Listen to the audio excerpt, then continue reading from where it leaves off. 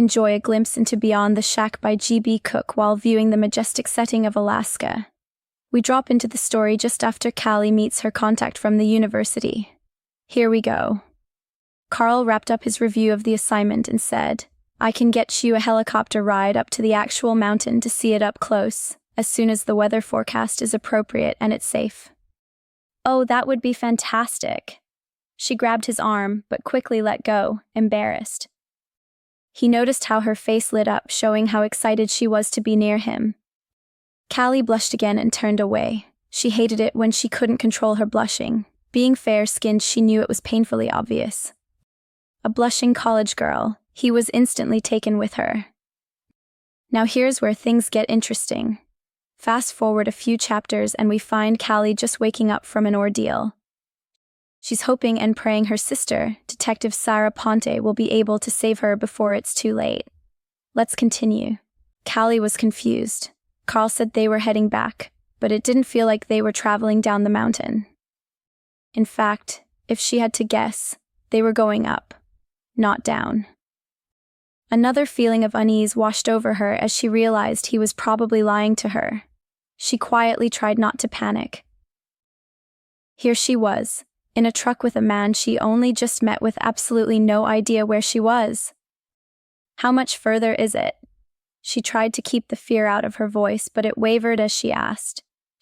She was helpless here with Carl, and she knew it. She glanced out the window, trying to remain calm. Trees and thick brush were on both sides of the one-lane road. Her thoughts bounced around in her head. "There's nowhere to run, even if I could run." "It's going to be quite a while," Carl answered. "The road washed out overnight, so we are taking the long way around. We have to go up and over, and then down and around." She tried to process what he told her. It didn't sound logical, but she couldn't figure out why. She just wanted to rest. She closed her eyes and settled back into the seat. The dust drifted in the windows as they traveled along the old road full of potholes. Pain shot through her ribs as she stifled another dry cough. "I'm so tired," she whispered. She was trying to process how there could be dust swirling if the roads just washed out overnight. It didn't make sense. She couldn't think straight, her head throbbing. "That's okay, Cali. You just sleep. I will take good care of you." He watched as she closed her eyes and worried that he might have done some serious damage when he punched her in the face and knocked her out earlier. As Cali slept, Carl worried at how all this was going to play out. A cop for a sister.